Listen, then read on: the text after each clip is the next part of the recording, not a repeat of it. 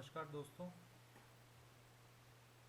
सबसे पहले तो मैं आपसे क्षमा चाहूँगा कि मेरा पहला जो वीडियो था वो कुछ टेक्निकल प्रॉब्लम्स की वजह से अधूरा रह गया। जो सबसे इम्पोर्टेंट बात हमारी अधूरी रह गई थी, मैं आप लोगों को बता रहा था कि जब भी हम कभी प्रीवियस ईयर के क्वेश्चन पेपर्स करना चालू करते हैं या एमसीक्यूज़ करते हैं एक पर्टिकुलर टाइम ड्यूरेशन के अंदर, तो उसमें हम लोग लगभग घर पे या नॉन एग्जामिनेशन हॉल जैसी सेटिंग्स में जब भी हम करते हैं सॉल्व, तो यूजुअली ऐसा होता है कि हमारे बहुत सारे क्वेश्चन सही हो जाते हैं। लेकिन वही क्वेश्चंस जब एग्ज़ाम्स में आते हैं तो हम लोग उन्हीं क्वेश्चंस को गलत करके आते हैं। सबसे पहली चीज़ जो हमें कंसंट्रेट करनी है वो यही करनी है कि हम लोग ऐसा क्यों कर रहे हैं, हमारा ब्रेन किस तरह से इन चीज़ों को प्रोसेस कर रहा है। जब हम घर पे उस क्वेश्चन को कर रहे होते हैं या पेपर्स को कर रहे होते हैं, तो मैंने जैसा पहले बताया कि हम लोग उसको सही तो कर दिया है हमने, but actual reasoning of that particular question we don't know कि ये सही किस तरह से किया गया है।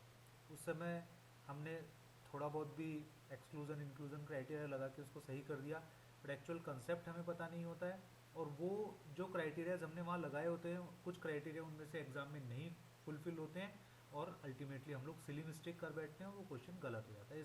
इसी वजह से हमारे काफ़ी सारे क्वेश्चंस नेगेटिव हो जाते हैं। तो हमें उन क्वेश्चंस पे तो अल्टीमेटली ध्यान देना ही है जो कि आप घर पे बैठ के भी जो एग्जामिनेशन हॉल जैसी सेटिंग बना के गलत कर रहे हैं उन पे तो हमें कंसंट्रेट करना ही है। लेकिन हमें उन क्वेश्चंस पे ज़्यादा कंसंट्रेट करना है जो कि हमने तुक्के में सही कर दिए हैं। एक्चुअली हमें वो जो 200 क्वेश्चन या जो 180 क्वेश्चन या 250 क्वेश्चन जो भी हमारे पॉजिटिव हुए हैं, उसमें से वही क्वेश्चंस को छांट के अलग रखना है जो कि हमें एक्चुअली आते हैं। विद कंसेप्ट हम लोग उन क्वेश्चंस को बता सकते हैं, आंसर्स बता सकते हैं। बट जो क्वेश्चंस ऐसे 70-80 क्वेश्चन कम से कम एक पेपर में निकल जाएंगे जिनके आंसर्स हम लोग यदि हमसे कोई पूछ ले तो हम नहीं बता पाएंगे। तो ये सबसे इम्पॉर्टेंट चीज़, हमारी प्रैक्टिस का जो सेशन है, प्रैक्टिस करने का जो तरीका है वो इस तरह से रन करेगा। दूसरी इम्पॉर्टेंट चीज़ जो मैं बताना चाहूँगा for preparation, book selection is very important thing. देखिए, जितने भी एग्ज़ाम आज की तारीख में इवन पूरे वर्ल्ड में मेडिकल फील्ड से रिलेटेड होते हैं, उनमें कुछ बुक्स बड़ी स्टैंडर्ड हैं जो कि सभी एग्जामिनर्स फॉलो करते हैं उन बुक्स को और वहीं से क्वेश्चंस को लेते हैं। चूँकि अभी रिसर्च बेस्ड मेडिसिन बहुत ज़्यादा चल रहा है, तो वहाँ ये रहता है कि कई क्वेश्चंस एम्स, SGPGI, ये जो भी इस तरह के रिसर्च इंस्टीट्यूट्स हैं, वहाँ पे कई क्वेश्चन इस तरह के लगभग एक पेपर में 10 या 15 क्वेश्चंस आते हैं। बट हम उन पे भी कंसंट्रेट करेंगे, बट इनिशियली हमारा जो सबसे पहला प्राइमरी टास्क होना चाहिए वो हमारा बेसिक नॉलेज को एनरिचमेंट का होना चाहिए। बेसिक नॉलेज एनरिचमेंट के लिए हम जो MBBS में हमारी बुक्स पढ़ते हैं, हमारे जो सब्जेक्ट्स पढ़ते हैं, तो हमारा पहला इम्पॉर्टेंट जो टारगेट है वो यही होना चाहिए कि हमें सबसे पहले अपने ये जो बेसिक्स हैं इनको इम्प्रूव करना है। 10-15 क्वेश्चंस पे कंसंट्रेट करने की बजाय हम जो एटलीस्ट 80-90% क्वेश्चंस हैं वहाँ कंसंट्रेट करेंगे तो वो 10-15 क्वेश्चंस का आंसर भी हम बड़ा इजीली निकाल पाएंगे। मैं सबसे पहले एक बुक आपको लिस्ट बता रहा हूँ जो कि आपको in every case, in any case आपको फॉलो करनी है। हम फर्स्ट ईयर की बात करेंगे, सेकेंड ईयर की बात करेंगे, प्री फाइनल की बात करेंगे, फाइनल ईयर की बात करेंगे। मैं एक बुक आपको सबसे इम्पॉर्टेंट बता रहा हूँ, Harrison's principle of internal medicine, latest edition, that is 19th edition. अब सब लोग कहेंगे कि ये तो हमें ही पता है कि भाई Harrison is a very important book, पढ़नी चाहिए, बट पढ़ नहीं पाते, रिटेन नहीं कर पाते हैं। वो इतनी मोटी बुक है कि उसमें से क्या चीज़ें हमें याद करनी है, किस तरह से पढ़ना है, यही समझ में नहीं आता है। पूरी पढ़ डालते हैं, पता लगता है एग्जाम में क्वेश्चंस जो एक्चुअल बन के आ रहे हैं वो समझ में ही नहीं आ रहा है, याद ही नहीं हो रहा है, जबकि वो हैरिसन में था एक्चुअली।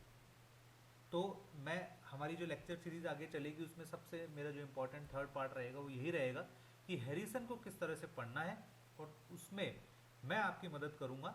मैं उस पूरी जो लेटेस्ट 19th एडिशन जो हैरिसन बुक है उसका ईच एंड एवरी चैप्टर, उसकी मैं एक 5 मिनट 10 मिनट के वीडियोस की लेक्चर सीरीज इसमें डालूंगा, चैप्टर बाय चैप्टर।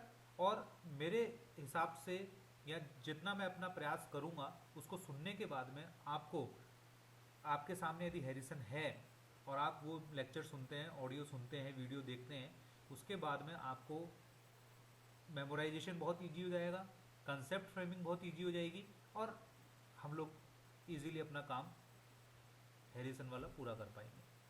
तो first book is Harrison. Second book which I want to emphasize is about physiology. Genome physiology is a very important book. Is a very important book. Basic physiology से हमें इतने सारे pathological processes का idea मिलता है, और pathological processes से हमें अल्टीमेटली डिजीज का आइडिया मिलता है। ये एक पूरी चेन है। एक्चुअली मेडिकल साइंस में जो भी सिस्टमेटिक डेवलपमेंट है वो एक चेन की तरह से है। हम कोई भी एक पार्ट उसमें से मिस कर देंगे तो हमें दिक्कत आएगी और हमारा कंसेप्ट नहीं बनेगा। तो सेकंड बुक इज गैनोम्स फिजियोलॉजी, उसको किस तरह से पढ़ना है, किस तरह से याद करना है, वो मैं आपको बताऊंगा।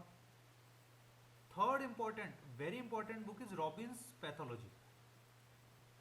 Very basic book, very important book, और पूरी जिंदगी हम लोग जो भी मेडिसिन की प्रैक्टिस करेंगे, चाहे वो हम कोई भी स्पेशलिस्ट बने, मेडिकल और surgical whatever, but Robins pathology is one of the basic book which should be studied by each and every person in the medical field clearly.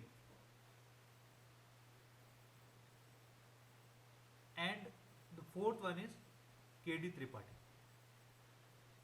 These 4 books, we have to just follow these 4 books and remember my words throughout your medical life. Throughout your medical life, throughout your life, whenever you are practicing medicine, whether you are appearing in any examination, whether you are treating your patients, यदि हमें इन 4 books की बहुत अच्छी knowledge है, concept framing है, हमने इन्हें बहुत अच्छी तरह से पढ़ा है, लाइफ में शायद हम कभी अनसक्सेसफुल नहीं रहेंगे। तो ये था मेरा सेकंड लेक्चर। पहले लेक्चर के अधूरा रहने के लिए मैं माफ़ी चाहूँगा, और अब जो मेरा थर्ड सीरीज़, मैं जस्ट बाय इवनिंग और विद इन ए डेज और 2 मैं 2 ऑडियो लेक्चर्स चालू करूँगा, जो कि हैरिसन के लेक्चर्स होंगे।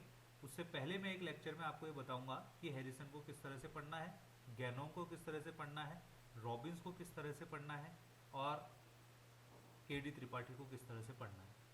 बट इन बिटवीन थोड़ा सा एक इंटरेस्ट जगाने के लिए मैं चालू करता हूँ।